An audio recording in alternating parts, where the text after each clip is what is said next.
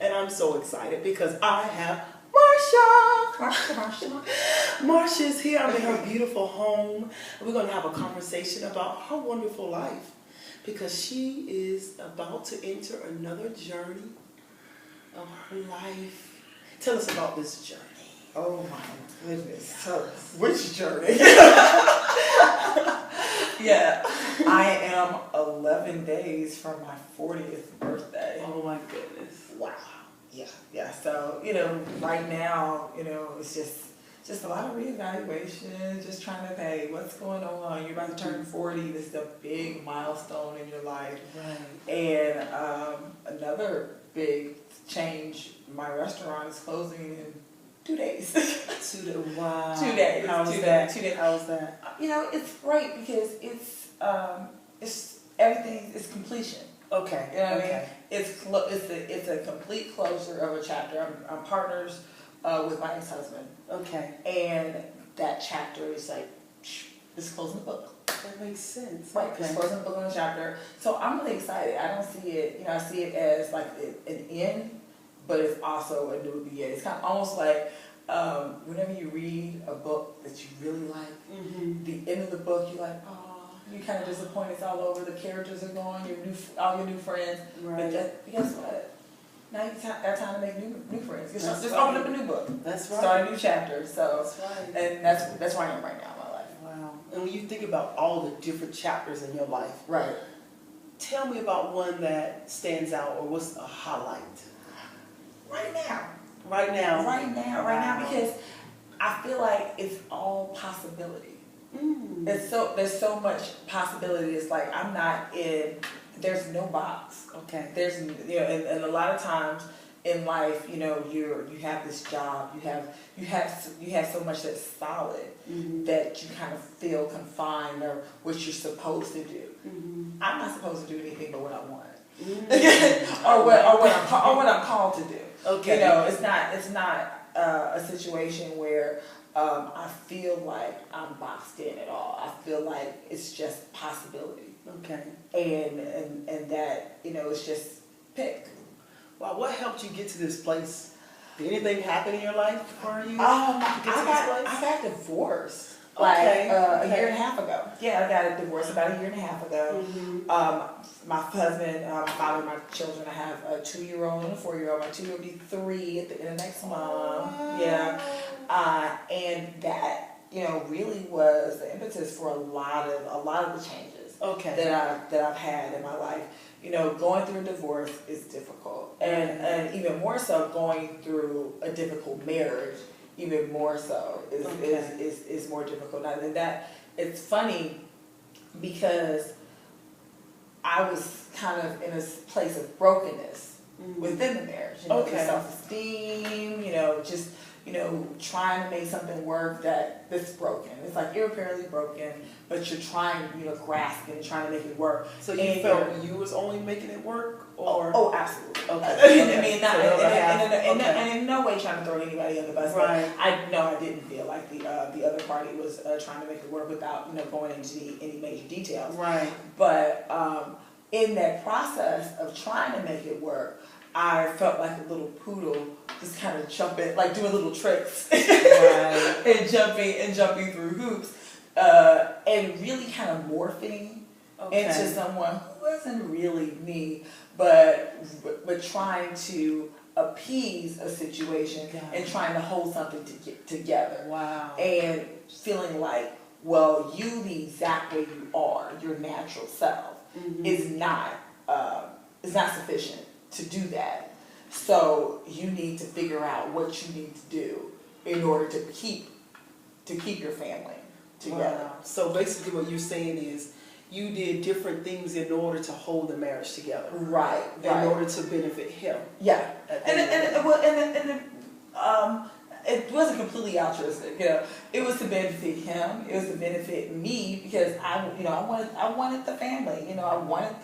I wanted the dream. I had, I didn't get the girl and the boy, but I got, the wife, the husband, and the 2 children. So for me, it was more about, it was like I wanted to keep my family unit together. And that was, that was my biggest desire, is like to hold that family unit together. I wanted the mom and dad in the same household, cook dinner, that's, the whole story. The whole Leave It to Beaver. Yeah. I grew up on all that stuff, Wow. So what happened to make the story, break apart or close in that chapter? Okay. Well, we got divorced or separated the day after our 2-year anniversary. Okay. And we were in Miami, and after the separation happened, I, for a time, this was so crazy. It seemed so much longer. It seemed so much longer. I was like, I was at home. I would come home, and open my pot of wine. Okay. Have a couple glasses and maybe finish the bottle. Right. And I was like, no. This isn't a good way to deal with it. But literally it didn't last that long, because one of my friends, we're good friends now, we were casual acquaintances, now her name is Marsha Wiggins. Okay. She had posted on Facebook that she had did this challenge for October where she ran 2 miles a day, every day, for 30 days. Okay. Or actually for a full month. Okay. Oh no, it was 30 days. 30 30 days. Okay. So when I saw it, I was like, wow, that's cool. So I mentioned it, and I was like, I want to do that. And I started that November 1st. So again, like I said, I got separated on October 24th. I started this 2-run-a-day challenge a week later. Wow. Because I was like, you know what?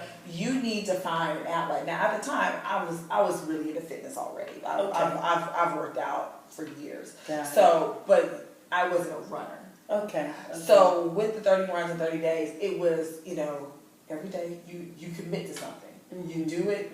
You do what you said you were going to do. Right. And the fact that I was able to do something that, I'm like, who wants to run 2 miles a day for 30 days? I'm going to do that. And I did it, and I loved it, and it was therapeutic. It was really therapeutic. Like, when I'm running, I'm able to puzzle some things out. Okay. I'm able to figure some things out. I'm able to work out some emotions. I'm able to, and at the end, I felt, and even through it, I just felt like I was getting stronger and stronger every day. Wow. From that.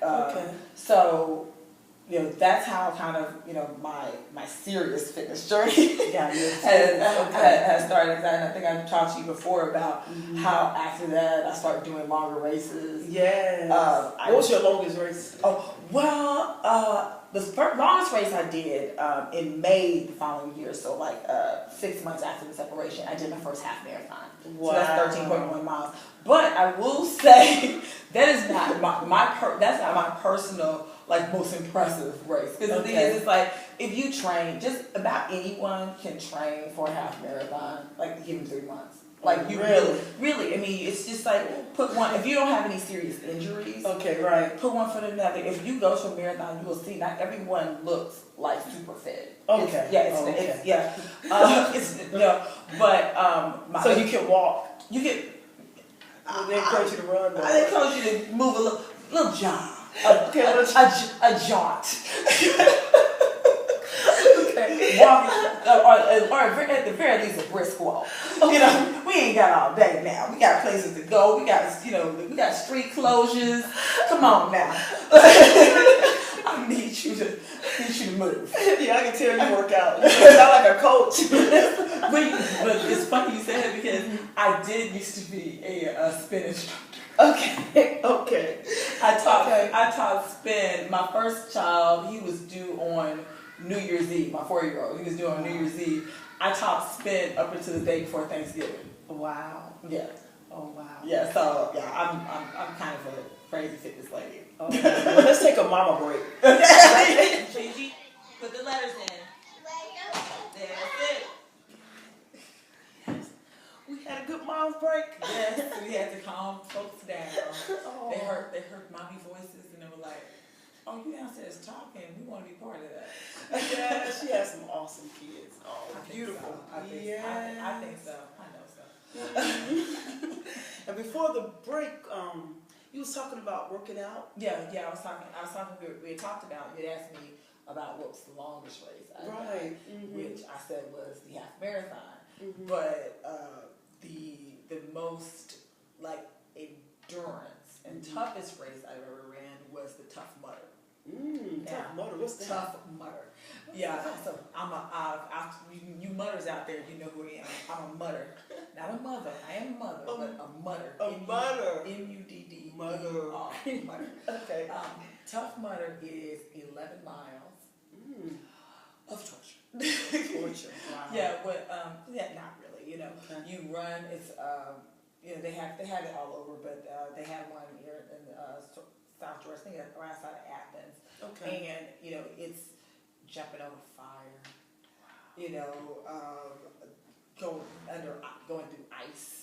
Okay. You know, have to go submerged under ice. There's like 20 obstacle race. There's like 25 or so obstacles over that 11 miles. So it's not running like straight miles. You stop every now and then and do an obstacle. Okay. And there's electric shock. Ooh, electric shock. Yeah, there's a point in time where you like going like you see how the Marines and stuff are going. Right. You're like going in the water. Like in mud. Yes, under mud. Oh. There's mud throughout the whole thing. There's mud everywhere. Yeah. Oh my goodness. And you're on your elbows going under. You know, I'm a black woman. I got a little posterior. Okay. So you know you have to stay low so you don't hit the wire. Yeah. So you get hit after you get hit a couple times, which I did. You're shocked by the wire. You get your face down in that mud. Oh my goodness, and it's wet and it's shot. Oh my goodness, water, electricity. Yeah, it's electricity. And then like the biggest thing for me was we had to. I don't know how high it is, so I don't want to fib. But it was really high. It was a cliff that we had to jump off of. And I do my races with a team. Okay. Of people. Some crazy group. Okay. And you had to jump off the cliff. So when me and my workout partner, the one who I work out the most with, she's in my boot. She goes to my boot camp. That's how I got into the whole group in the obstacle races. They call them OCRs. Okay. Obstacle course races. We're going up to go do the cliff dive. Right. And go to bed, Christian. That's in mommy life. Yeah.